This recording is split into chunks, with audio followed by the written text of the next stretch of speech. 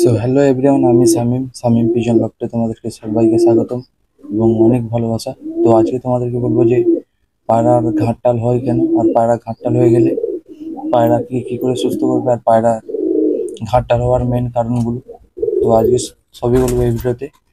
তো অবশ্যই ভিডিওটা লাস্ট অব্দি দেখবে, আর ভিডিওটা যদি স্কিপ করে দেখো তো তোমরা অনেক কিছু মিস করে যাবে। তো অবশ্যই ভিডিওটা লাস্ট অব্দি দেখবে।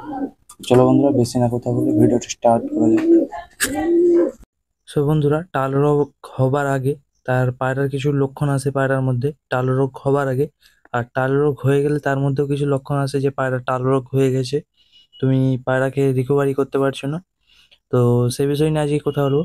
তো বন্ধুরা, চলো ভিডিওটা স্টার্ট করা যাক বেশি কোনো কথা না বলে। তো পায়রা টাল রোগ আসে যেই কারণে সেগুলো বলছি তোমাদেরকে। পায়রা টাল রোগ আসার মেন কারণটি হচ্ছে, প্রথমত হচ্ছে তোমাদের পায়রা নোংরা খাবার কিংবা জল যদি খায় নোংরা, যদি পায়রার যে খাবারে তোমরা, যে পাত্রে তোমরা পায়রাকে খাবার দাও কিংবা জল দাও, সেটা যদি অপরিষ্কার থাকে, নোংরা থাকে, সেইটাই যখন পায়রা যখন প্রতিনিয়ত খেতে থাকে, পায়রার মধ্যে আস্তে আস্তে এই ভাইরাসটা মানে অ্যাটাক করে দেয়। তো এই ভাইরাসটা অ্যাটাক করে দিলে কিন্তু এর থেকে অন্য পায়রারও হতে পারে। তো এটা বেসিক্যালি প্রথম নম্বর হচ্ছে এটা হয় যে পায়রার নোংরা খাবার, নোংরা জল দিলে। তারপরে যেটা হয় যে পায়রাকে যদি তোমরা, পায়রা দেখবে অনেক সময় জল জল পটি করে, আর পায়রার যদি পাতলা পায়খানা হয় তখনও কিন্তু হয়।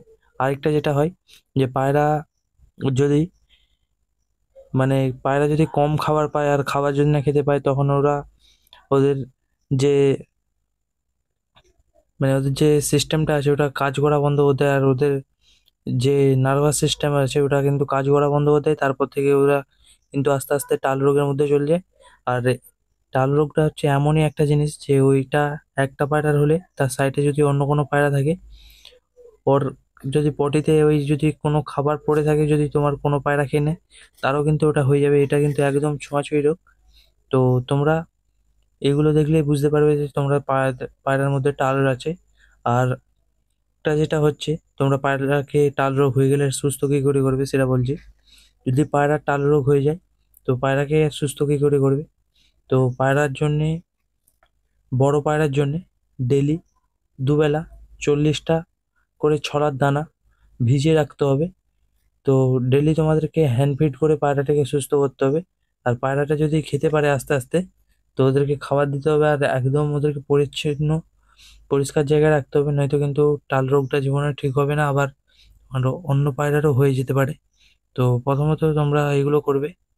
আর যদি না পায়রা খেতে পারে, অবশ্যই পায়রাকে ধরে প্রত্যেকদিন ছোলা খাওয়াতে হবে। আর ছোলা খাওয়ানোর পরে পায়রাকে 10 ml করে জল দিতে হবে। আর পায়রাকে কিন্তু ভিটামিন, ক্যালসিয়াম এসব অবশ্যই দিতে হবে, কারণ ওদের ভিটামিন ক্যালসিয়ামের ঘাটতিগুলো সব মিটলে তাহলে ওদের টাল রোগটা তো সুস্থ হবে না, কিন্তু তোমাদের যে পায়রাগুলো আছে সেগুলোর আর মধ্যে ওই রোগটা ছড়াবে না। তো ওগুলো করবে। আর টাল রোগ হয়ে গেলে, টাল রোগের জন্যে কোনো ওষুধও হয় না। তো অনেকজন অনেক ওষুধ বলে, তো সেগুলো হলে কি হয় যে পায়রার ঠিক হয়, মানে পুরোটা ঠিক হয় না, হালকা ঘাড় বাঁকা রয়ে যায়। আর পায়রা মানে ব্রিডিং টিডিং করতে পারে না ঠিকঠাক। তো যাদের হয়ে যায় তারা, তোমরা এই ভিডিওটা অবশ্যই দেখে নেবে ভালো করে।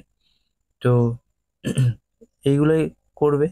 আর পায়রা যদি টাল রোগ আসার আগে কোন কোন কাজগুলো করতে হবে সেটা বলছি। পায়রার যদি টাল রোগ যেন না আসে, তো পায়রার লবটাকে অবশ্যই ক্লিন করতে হবে। আর পায়রাকে যেগুলো খাবার দাও সেখানটায় অবশ্যই ক্লিন করে রাখতে হবে। পায়রার জলের পাত্র আর খাবারের পাত্র অবশ্যই ক্লিন করে রাখতে হবে, নয়তো কিন্তু টাল রোগ আসবেই, পুরো গ্যারেন্টি তোমার লফটের মধ্যে। আর পায়রাকে প্রতিনিয়ত স্নান আর পায়রার খাবার চেঞ্জ করে করে দিতে হবে। আর পায়রাকে ভিটামিন, ক্যালসিয়াম এগুলো তো অবশ্যই দিতে হবে।